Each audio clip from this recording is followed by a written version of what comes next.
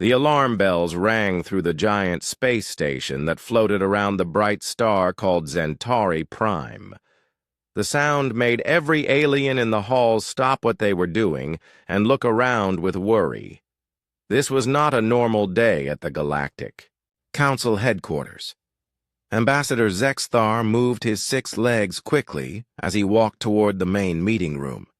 His body was made of something that looked like blue glass, and it made clicking sounds with each step.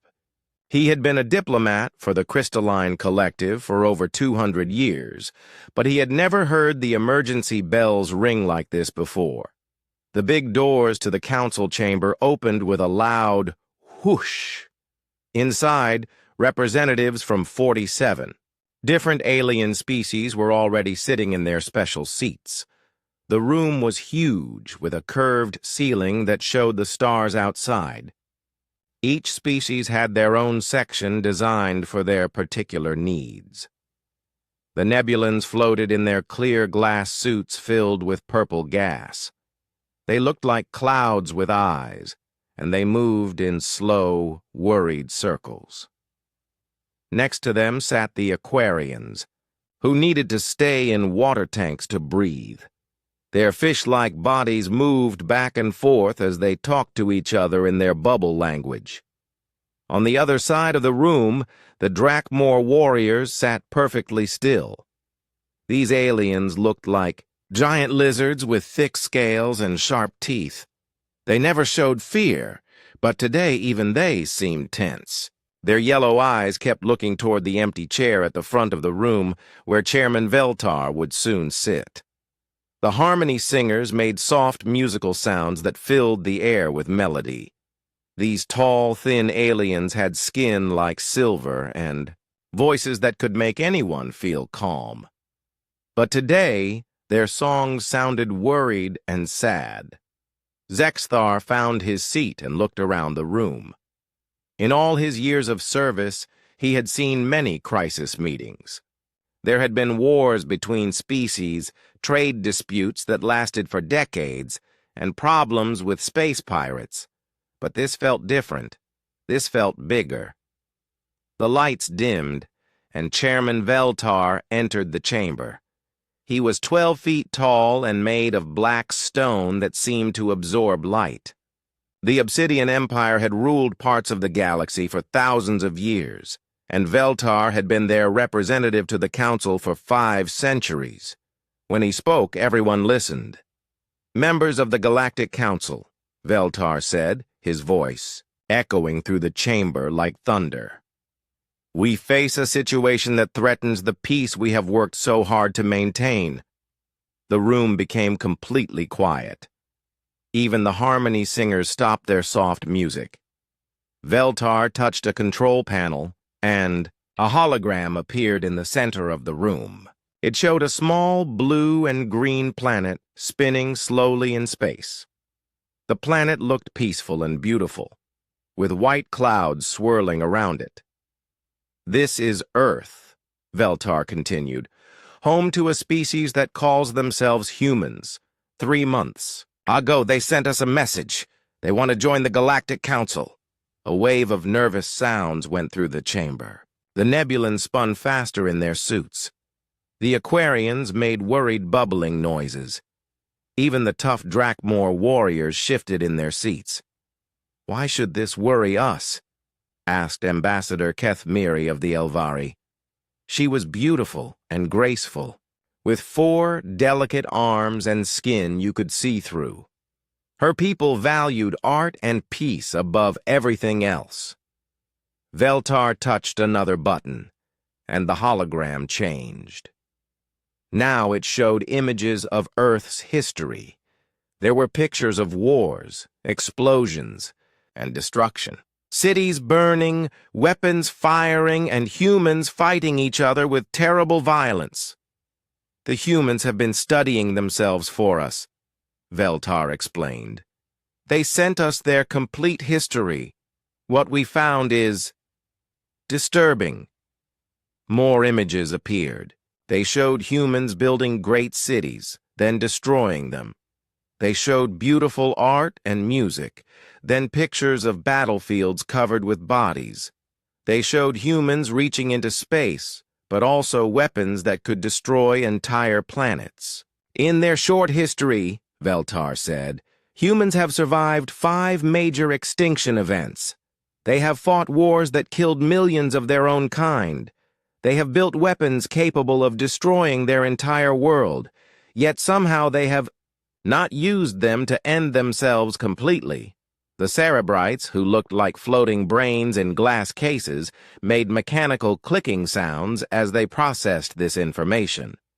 Their species lived by pure logic, and nothing about humans seemed logical to them. But that is not what worries the Council most, Veltar continued. The hologram changed again, showing humans doing strange things. They were petting small furry animals, crying over fictional stories, and spending hours preparing elaborate meals. Humans form emotional connections to everything, Veltar said. They become attached to animals that serve no practical purpose.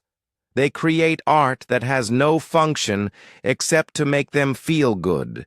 They spend enormous amounts of time and energy preparing food that could be replaced with simple nutrition pills. The room filled with confused murmurs. The hive mind collective, who all thought as one great mind, could not understand why anyone would want to think as an individual. The machine beings who had replaced all their biological parts with metal and computers found human emotions completely pointless. Most concerning of all, Veltar said, humans seem to make important decisions based on feelings rather than facts. They choose leaders because they like them, not because they are the most qualified. They go to war to protect ideas that cannot be touched or measured. They refuse to give up even when logic says they should surrender. Ambassador Zexthar raised one of his crystal arms. Chairman, with respect, these traits sound more like madness than civilization. Why would humans even want to join the Council? Veltar's stone face somehow managed to look even more serious. Because they have discovered faster than light travel. Because they have nuclear weapons, because they have shown they can survive anything their planet throws at them, and because they have specifically requested to meet with us. The chamber erupted in worried voices, speaking dozens of different languages. The translators worked overtime to help everyone understand what others were saying, but the message was clear. Nobody wanted dangerous, unpredictable humans in their peaceful galaxy. When will they arrive? Asked General Vorthak of the Drakmor, military caste. His scarred face showed he had fought in many battles, but even he looked concerned about meeting humans.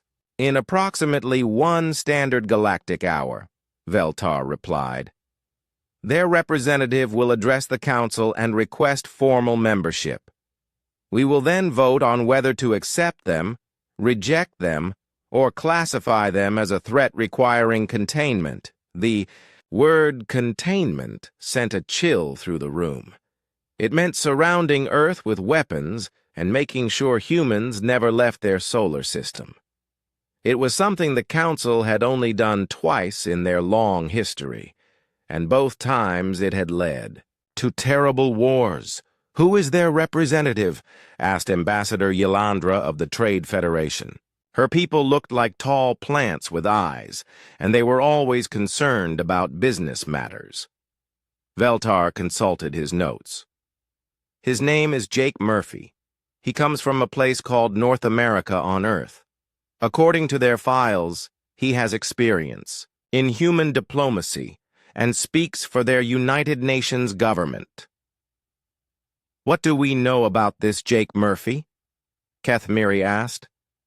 Very little, Veltar admitted. Humans do not share personal information the way other species do. We know he is 42 years old by their standards, has a family, and has worked as a diplomat for many years.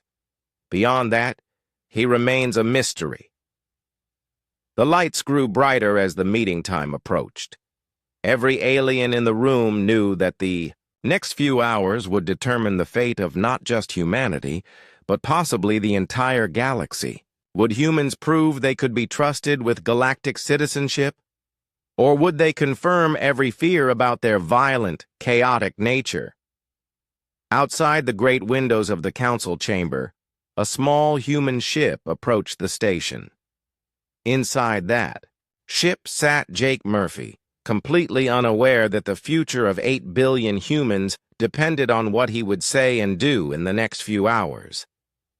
The galaxy held its breath and waited. Jake Murphy looked out the small window of his transport ship and felt his heart beat faster. The Galactic Council space station was bigger than anything he had ever seen. It looked like a giant city floating in space, with lights twinkling like stars and ships moving in and out of its many docking bays. He adjusted his simple blue suit and checked his appearance in the small mirror next to his seat. His brown hair was neat, his tie was straight, and he had shaved carefully that morning. He wanted to make a good first impression on behalf of all humanity. The ship's computer spoke in a calm voice. "Docking procedure will begin in 5 minutes. Ambassador Murphy, please prepare for customs and security screening." Jake nodded and picked up the worn leather satchel that sat on the seat next to him. His mother Helen had insisted he bring it with him, even though he had told her many times that this was a serious diplomatic mission. She had just smiled and patted his cheek the way she did when he was a child. "Trust me, honey," she had said. "You never know when you might need what's in there." The bag felt heavier than it should for what was inside, but Jake had learned long ago not to argue with his mother. Helen Murphy had raised 4 children, run a successful bakery, and somehow always knew exactly what people needed even before they knew it themselves. The docking process took much longer than Jake had expected. First, his ship was scanned by machines that checked for weapons, diseases, and dangerous materials. Then he had to pass through 17 different security checkpoints, each one staffed by a different alien species. The first checkpoint was run by creatures that looked like metal robots. They scanned Jake from head to toe with bright blue lights and asked him questions in voices that sounded like computers. "State your species designation," one of them said. "Human," Jake replied. "State your planet of origin, Earth, Sol system, Milky Way galaxy. State your purpose for visiting this station. Diplomatic mission to request Galactic Council membership for humanity." The metal beings clicked and whirred as they processed this information. Finally, they stepped aside and allowed Jake to move to the next checkpoint. The second checkpoint was staffed by aliens that looked like giant insects. They had multiple eyes and made clicking sounds with their mouths as they examined Jake's documents. One of them picked up his leather satchel and shook it gently. "What is contained within this carrying device?" the insect alien asked. Jake smiled. "Food items from my home planet. They're gifts for the council members." The insect alien's multiple eyes blinked in sequence. "Food items? For gift-giving purposes?" "Yes," Jake said. "It's a human custom. We like to share food with new friends." The aliens clicked at each other in their own language for several minutes. Finally, they scanned the satchel with a machine that could see inside it. When they saw what was actually in the bag, they clicked even more excitedly. "These items appear to be recreational nutrition products," one of them said, sounding confused. "Cookies," Jake explained. "My mother made them." This seemed to confuse the aliens even more, but they eventually let him pass to the next checkpoint. Each security station was stranger than the last. There were aliens made of gas who communicated by changing colors. There were creatures that looked like living rocks, who spoke so slowly that Jake had to wait 5 minutes between each word. There were beings made of pure energy who appeared as floating lights and spoke directly into his mind. By the time Jake reached the final checkpoint, he had been processed, scanned, questioned, and examined by security systems he couldn't even begin to understand. But through it all, he remained patient and polite, answering every question with a smile. The last checkpoint was staffed by one of the most beautiful beings Jake had ever seen.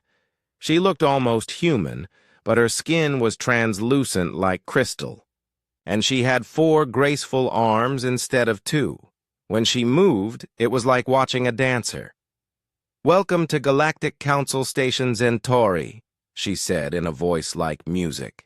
"I am Liaison Officer Keth Miri of the Elvari people. I will be your guide during your stay here." Jake shook her hand carefully, not sure how much pressure to use. Her skin felt warm and smooth. "Thank you, Officer Keth Miri.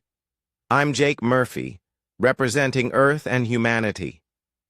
Keth Miri's large eyes studied Jake with curiosity. "You are smaller than our reports indicated humans would be," Jake laughed. "We come in many different sizes. I'm pretty average for a human male." "And you carry food items as gifts?" Keth Miri asked, glancing at his satchel. "My mother's cookies," Jake said proudly. "She's been perfecting the recipe for 40 years. She thought the council members might enjoy trying something from Earth." Keth Miri looked puzzled. "Your mother? She is a food preparation specialist?" "She owns a bakery," Jake explained. "But more than that, she just loves feeding people. She says you can't really know someone until you've shared a meal with them." This seemed to interest Keth Miri greatly. "Your species forms social bonds through the sharing of nutrition?" "Well, yes, but it's more than just nutrition," Jake said, as they walked through the station's corridors. "Food is how we show we care about each other. When someone is sad, we bring them soup. When we celebrate, we have cake. When we want to welcome someone new, we invite them to dinner." The corridors they walked through were amazing. The walls were made of some kind of crystal that showed the stars outside, and the ceiling was so high Jake couldn't see the top. Aliens of every shape and size moved past them, some floating, some walking, some moving in ways Jake couldn't even describe. "This concept is foreign to many council species," Keth Miri said carefully. "We have read your species' reports, and there are concerns about human emotional decision-making processes." Jake nodded. He had expected this. "I know we must seem strange to logical species, but our emotions aren't weaknesses, they're strengths. They help us care about others, fight for what's right, and create beautiful things." They stopped in front of a large door marked with symbols Jake couldn't read. "These are your quarters," Keth Miri said. "You have 1 full day cycle to prepare for your presentation to the council. Is there anything you need?" Jake looked around the comfortable room. It had a bed, a desk, and a large window showing the stars. "This is perfect. Thank you. Could you tell me more about the council members I'll be addressing?" Keth Miri's expression became serious. "There are 47 species represented. Some, like my people, value beauty and harmony. Others, like the Cerebrites, value pure logic. The Drakmor respect strength and honor. The hive minds think as one collective consciousness." "And they're all worried about humanity?" Jake asked. "Yes," Keth Miri said honestly. "Your species has survived multiple extinction events, fought wars that killed millions, and yet somehow still exists. This suggests either remarkable resilience or dangerous unpredictability. Many council members fear it is the latter." Jake sat down on the bed and looked out at the stars. Somewhere out there was Earth, where 8 billion humans were going about. Their daily lives, completely unaware that their future in the galaxy was about to be decided. What would happen if the Council rejects humanity's membership? He asked. Keth Miri hesitated. There are three possible outcomes. Acceptance means full galactic citizenship, access to trade networks, and protection under galactic law. Rejection means your species remains isolated but unharmed. The third option, containment, Jake finished. You would trap us in our solar system. It has only been done twice in Council history, Kethemiri said softly. Both times led to terrible conflicts. No one wants that outcome. After Kethemiri left, Jake sat alone in his quarters and thought about the massive responsibility on his shoulders. He reviewed his prepared speech, checked his diplomatic notes, and tried to imagine what questions the Council might ask. But as the hours passed, his eyes kept returning to his mother's leather satchel. Inside were 36 chocolate chip cookies, made with love by a woman who had never left her home state, much less her home planet. Helen Murphy had no idea about galactic politics or alien psychology. She just knew that good food made people. Happy and happy people were more likely to be friends. Jake smiled and opened the satchel. The smell of vanilla, butter, and chocolate filled the room. Maybe his mother was wiser than all the diplomats and politicians who had prepared him for this mission. Maybe the secret to galactic diplomacy wasn't complex strategies or careful negotiations. Maybe it really was as simple as sharing something good with others. The morning of the presentation arrived faster than Jake had hoped. He woke up in his alien quarters feeling nervous but determined. Through his window, he could see dozens of ships arriving at the station. Representatives from across the galaxy were coming to witness humanity's request for membership in the Galactic Council. Jake showered in the strange alien bathroom and put on his best suit. It was navy blue, nothing fancy, but it was clean and professional. His wife, Lisa, had helped him pick it out before he left Earth. She had kissed him goodbye and told him to remember that he was representing not just humanity, but all the good things about being human. A soft chime at his door told him that Kethemiri had arrived to escort him to the council chambers. The graceful Elvari woman looked even more nervous than Jake felt. "The council is ready for you," she said. "I must warn you, Ambassador Murphy, there are more representatives present today than usual. Word of humanity's request has spread throughout the galaxy." They walked through corridors that seemed even busier than the day before. Aliens of every size and shape hurried past them, speaking in dozens of different languages. Jake caught fragments of conversation through his translator device, and most of what he heard was not encouraging. "Dangerous species," said one alien that looked like a walking tree. "Too unpredictable," buzzed another that resembled a giant bee. "They fight wars over ideas," clicked a third that appeared to be made of metal and crystals. Jake tried to stay calm, but his heart was beating fast. Everything he had trained for, everything humanity had worked toward, would be decided in the next few hours. The doors to the council chambers were enormous, made of some kind of metal that seemed to shift colors as Jake looked at it. 2 guards that looked like living statues stood on either side. They were 12 feet tall and had glowing red eyes that followed Jake as he approached. "This is it," Kethemiri said softly. "Remember, speak clearly, and answer all questions honestly. Some council members may seem hostile, but they are simply being cautious. Good luck, Jake Murphy of Earth." The doors opened with a sound like thunder, and Jake stepped into the most incredible room he had ever seen. The council chamber was huge, with a domed ceiling that showed the stars and planets outside. Tier after tier of seats rose up around him, and in every seat sat an alien being unlike anything Jake had ever imagined. There were creatures made of gas floating in clear containers. There were beings that looked like living rocks, sitting perfectly still.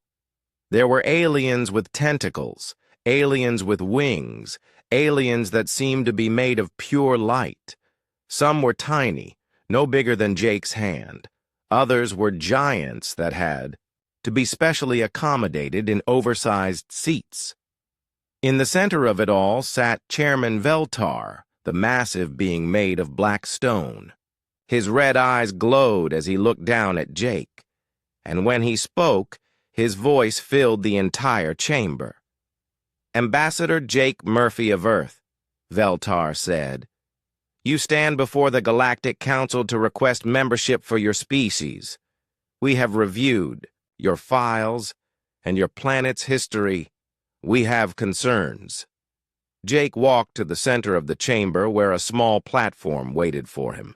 His footsteps echoed in the vast space, and he could feel hundreds of alien eyes watching his every move. "Thank you, Chairman Veltar and honored council members," Jake began. "I am here to speak for humanity and to address any concerns you may have about our species." A hologram appeared above Jake's head, showing images from Earth's history. There were pictures of wars, destruction, and violence. Jake watched as the council saw humans at their worst, fighting, killing, and destroying their own world. "Humans have fought over 14,000 wars in their recorded history," Veltar stated. "You have weapons capable of destroying your entire planet. You make decisions based on emotion rather than logic. Why should the council trust such a dangerous species?" Jake had prepared for this question, but seeing the fear in the alien's eyes made it harder to answer than he had expected.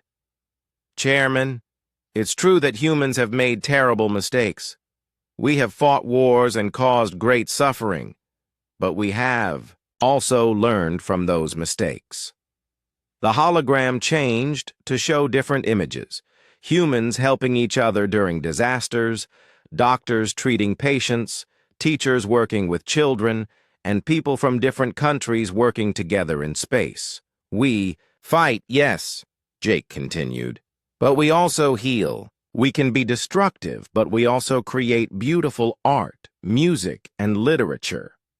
We have survived because we never give up, even when things seem hopeless. That same determination that helped us survive ice ages and asteroid impacts also drives us to explore the stars and seek friendship with other species." Ambassador Zexthar of the Crystalline Collective stood up, his glass-like body reflecting the lights of the chamber. "Human Murphy, your species shows patterns of behavior that concern us. You form emotional attachments to objects, animals, and even abstract concepts. This suggests mental instability." Jake smiled at this. "With respect, Ambassador Zexthar, our emotional connections are not instability. They are what make us strong. When we care about something, we will fight to protect it. When we love someone, we will sacrifice for them. Our emotions help us work together and achieve things that pure logic alone cannot accomplish." A new voice spoke from the upper tiers. It belonged to one of the Cerebrites, the brain-like beings who lived by pure logic. But emotions lead to poor decisions. Wars are fought over feelings, not facts.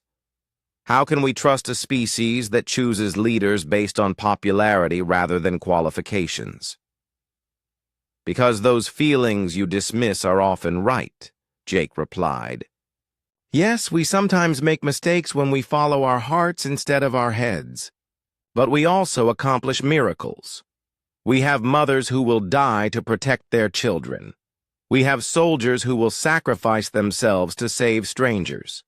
We have scientists who work their entire lives to cure diseases, not for money or fame, but because they care about reducing suffering." The questions continued for over an hour. The military-minded Drakmor wanted to know about human weapons and tactics. The trade-focused Aquarians asked about Earth's resources and economic systems. The peaceful harmony singers questioned whether humans could coexist with species who valued nonviolence. Jake answered each question as honestly as he could. He admitted that humans were not perfect. He acknowledged their violent history and their tendency to make emotional decisions. But he also spoke about human achievements, their art, their music, their literature, their scientific discoveries, and their incredible ability to adapt and survive.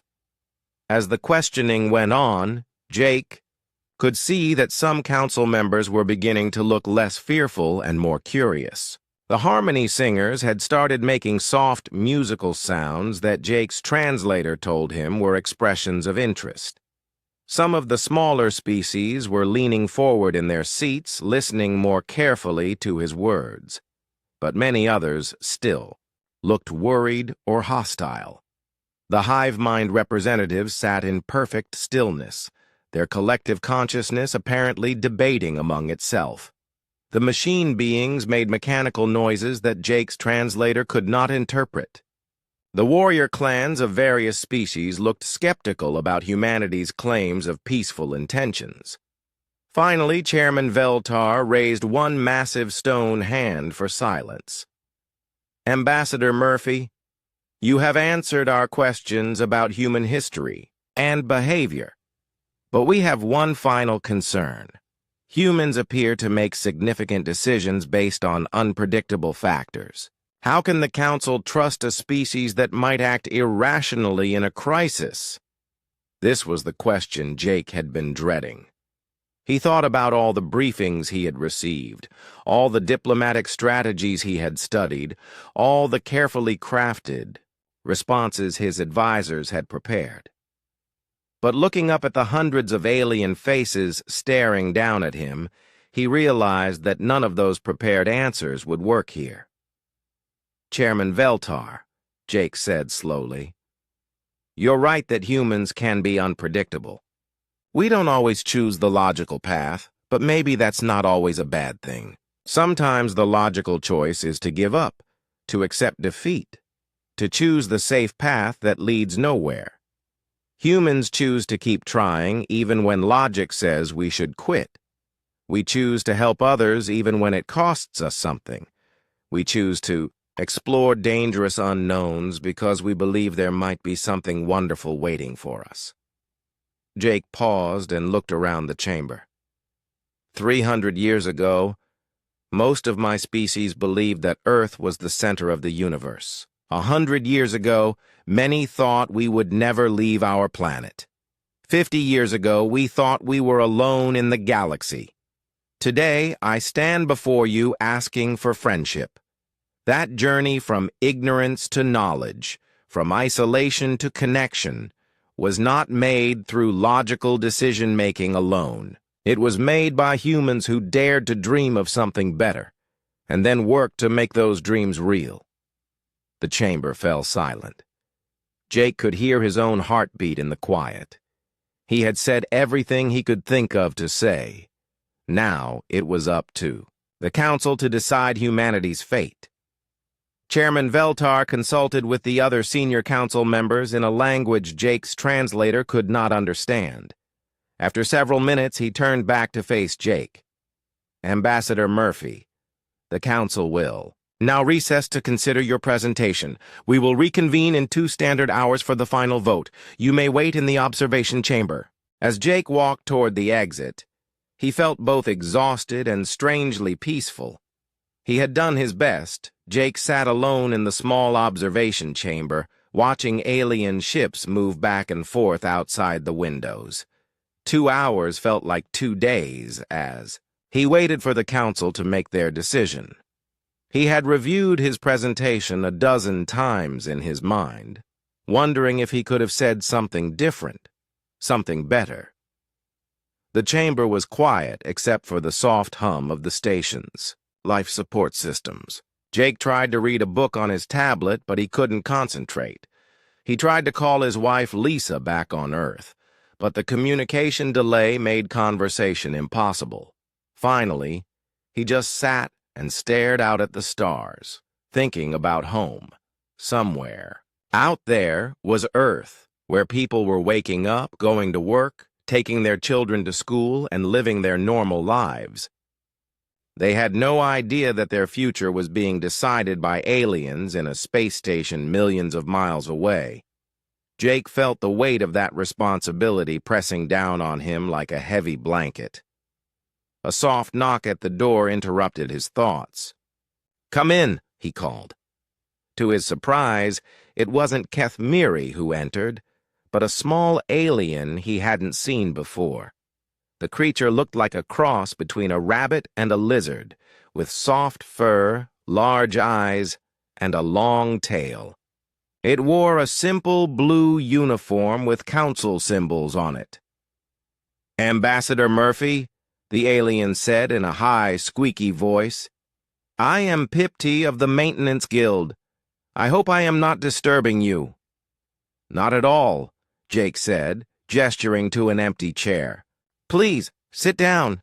I could use the company." Pipti climbed onto the chair, which was much too big for their small body. "I wanted to meet you before the vote. We in the Maintenance Guild do not get to speak in council sessions, but we see everything. That happens on this station. What do you think of humanity's chances?" Jake asked. Pipti's large eyes blinked slowly. "The council is frightened of your species. They have spent much time discussing your wars and your weapons. But I think they are asking the wrong questions." "What questions should they be asking?" "They should ask why your species survived when so many others did not," Pipti said. "They should ask what makes humans keep trying when others would give up. They should ask what humans do when they are not fighting wars." Jake smiled. "And what do you think humans do when we're not fighting?" "You take care of each other," Pipti said simply. "I have studied your history files. When disasters strike your planet, humans from all over the world send help. When someone is hungry, you feed them. When someone is sick, you heal them. When someone is alone, you become their friend." "We're not perfect," Jake said. "We make mistakes. We sometimes hurt each other." "All species make mistakes," Pipti replied. "But not all species learn from them. Humans do. You have wars. But each war teaches you something about the cost of fighting. You make weapons, but you also make hospitals. You can destroy, but you also create." They sat in comfortable silence for a few minutes, watching the ships outside. Finally, Pipti spoke again. "May I ask you something personal, Ambassador Murphy?" "Of course. Do you have a family?" Jake's face brightened. "Yes. I have a wife named Lisa, and a daughter named Emma. Emma just turned 16 last month. She wants to be a veterinarian, someone who heals sick animals." "And your parents?" "My father died 5 years ago, but my mother Helen is still alive. She runs a bakery in our hometown. She makes the most amazing cookies and cakes. Before I left for this mission, she—" Jake paused and looked at his leather satchel, which he had carried with him to the observation chamber. "She what?" Pipti asked curiously. Jake opened the satchel and pulled out one of the wrapped packages inside. "She insisted I bring some of her cookies to share with the council members. She said you can't really know someone until you've shared a meal with them." Pipti's nose twitched as the smell of vanilla and chocolate filled the small room. "What are cookies?" Jake unwrapped one of the packages and showed Pipti the round brown treats inside. "They're a kind of sweet food. My mother has been making them for over 40 years. She uses a recipe that her grandmother taught her." "Your mother creates food for pleasure, not just for nutrition?" "That's right. These cookies serve no practical purpose except to make people happy. My mother says that life is hard enough without good food to make it a little sweeter. Pipti leaned closer and sniffed the cookies. Their whiskers trembled with interest. The scent is pleasant. It makes me feel, I do not know the word in your language. Happy? Jake suggested. Comfortable? Safe? Yes, all of those things. Pipti looked up at Jake with their large eyes. May I try one? Jake smiled and handed Pipti one of the cookies. Of course. That's why my mother made them. Pipti took a small bite and their eyes went wide. They chewed slowly, their expression changing from curiosity to wonder to pure joy. This is incredible. The flavors, the texture, the way it makes me feel warm inside. Your mother created this? She did. She's been perfecting the recipe for decades. She says the secret ingredient is love. Love? Pipti looked confused. How can love be an ingredient?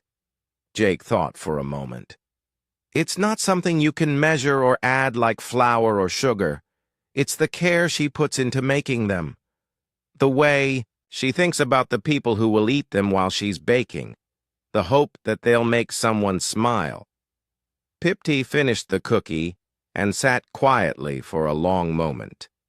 Finally, they looked up at Jake with something like awe in their eyes. Ambassador. Murphy, I think I understand humans now. You are not just a species that fights and destroys. You are a species that creates joy out of simple things. You are a species that shows love through actions, not just words. Before Jake could respond, his communicator chimed. It was Kethmiri's voice. Ambassador Murphy, please return to the council chambers. The vote is about to begin. Jake stood up and gathered his things, including his mother's cookies. As he headed for the door, Pipti called after him. Ambassador Murphy, wait. Jake turned back. The council is afraid of what humans might destroy, Pipti said. But perhaps you should show them what humans can create. Jake looked down at the leather satchel in his hands. Inside were 2.5 dozen cookies made by a woman who had never left her home state, much less her home planet. Helen Murphy knew nothing about galactic politics or alien psychology. She just knew that good food made people happy. As Jake walked back toward the council chambers, an idea began to form in his mind. It was probably against every rule of diplomatic protocol. His advisors back on Earth would be horrified. But as Pipti had said, maybe the council was asking the wrong questions. Maybe it was time to show them what humans really were. The corridors seemed even busier now, filled with aliens hurrying to witness the historic vote. Jake could hear fragments of conversation in dozens of languages, and his translator was working overtime to help him understand. Most of what he heard was not encouraging. Dangerous species, one alien was saying. Too unpredictable for council membership, said another. Better to contain them now before they become a threat, added a third. But Jake also heard other voices, quieter but present. They survived 5 extinction events, one alien pointed out. Their art and music show great beauty, said another. Perhaps we are being too hasty in our judgment, suggested a third. As Jake approached the massive doors to the council chamber, he made his decision. He would give the formal closing statement that his advisors had prepared for him. But then, if the council seemed ready to reject humanity's membership, he would try something that had never been attempted in galactic diplomatic history. He would show them what his mother had taught him about the power of sharing something good with others. The doors opened, and Jake stepped into the chamber where the fate of humanity would be decided. The council chamber felt different when Jake returned. The air seemed heavier, charged with tension and decision. Every seat was filled, and even more aliens had gathered in the observation galleries above.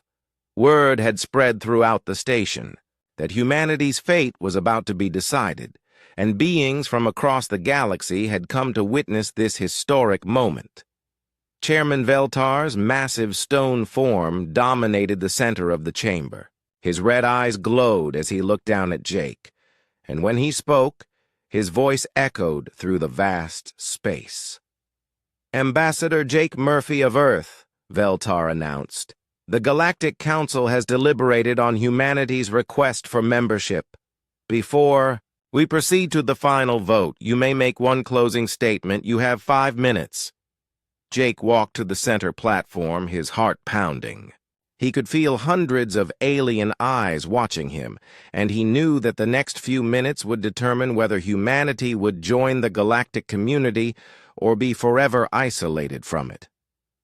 He began with the closing statement his advisors had prepared, speaking about humanity's commitment to peace, their desire to contribute to galactic civilization, and their willingness to follow council laws and traditions. It was a good speech, professionally written and diplomatically correct. But as Jake spoke, he could see the doubt still lingering in many alien faces. The Drakmor warriors looked skeptical.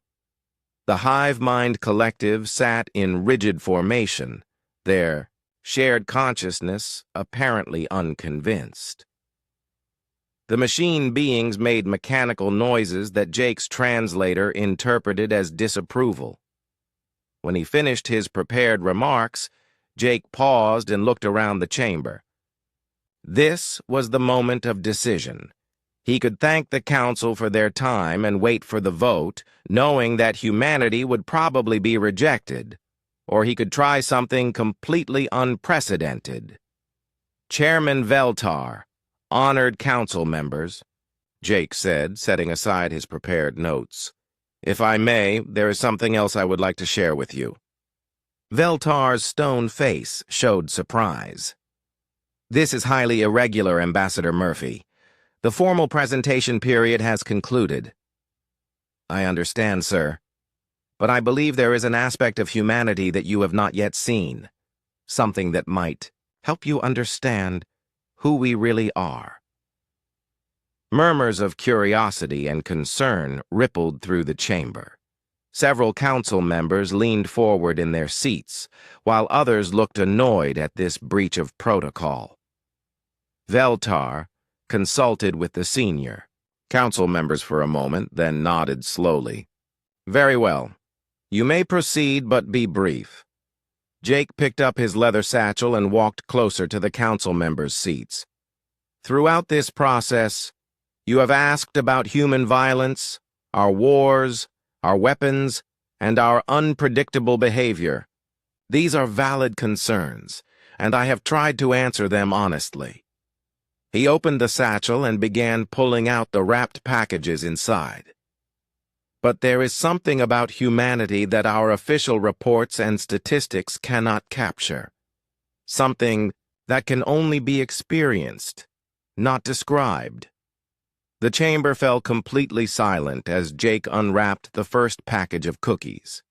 Immediately, a warm, sweet aroma began to fill the air. It was the smell of vanilla, butter, chocolate, and something else that couldn't quite be identified. The scent of home, of comfort, of love. "These were made by my mother, Helen Murphy," Jake said, his voice carrying clearly through the vast chamber. "She is 72 years old and has been baking for over 50 years. She has never left our small town, much less our planet. She knows nothing about galactic politics or interstellar diplomacy." Jake held up one of the cookies, and the smell grew stronger. "But when I told her I was coming here to meet with aliens from across the galaxy, she insisted I bring these. She said, 'Jake, honey, you can't really know someone until you've shared a meal with them.' Several aliens in the front rows were beginning to react to the aroma. Ambassador Zexthar's crystalline body was actually beginning to shimmer, and the gaseous nebulons were swirling more rapidly in their containment suits.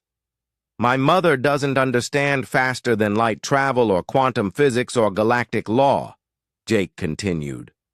But she understands something that all the technology in the universe cannot replicate.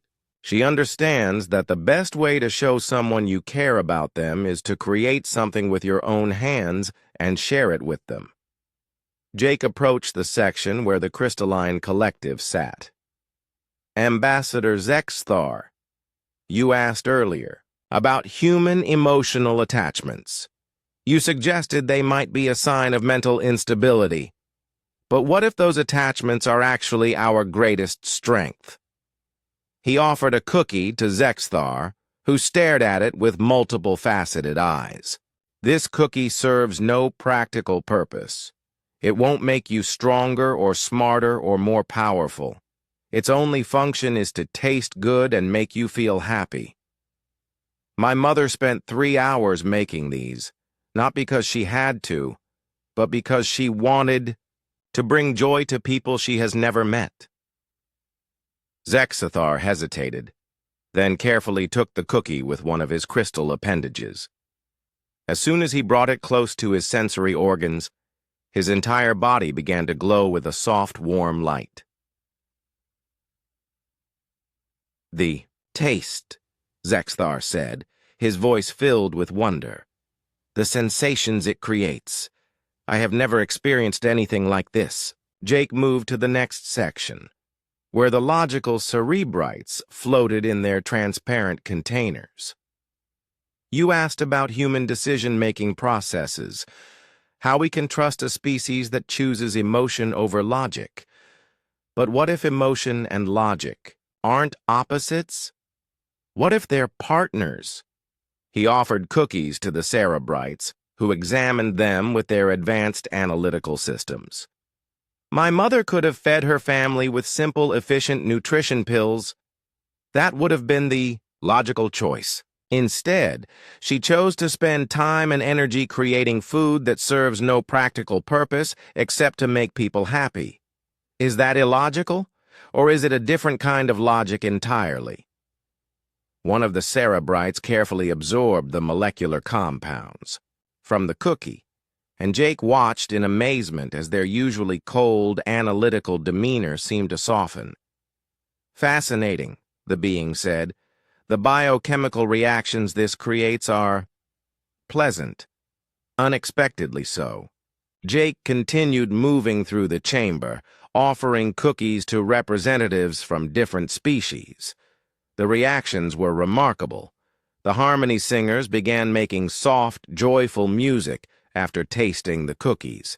The usually stern Drakmore warriors made rumbling sounds that Jake's translator interpreted as contentment.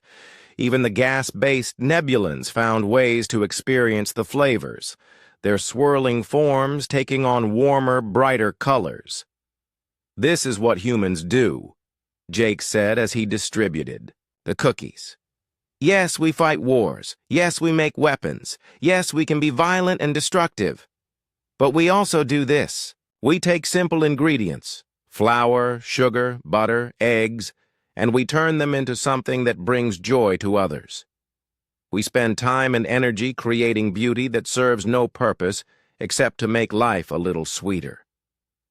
He approached the section where the peaceful harmony singers sat. Their leader, a tall, ethereal being with silver skin, accepted a cookie with graceful movements. As soon as she tasted it, her entire form began to glow, and she began singing a melody so beautiful that it brought tears to Jake's eyes.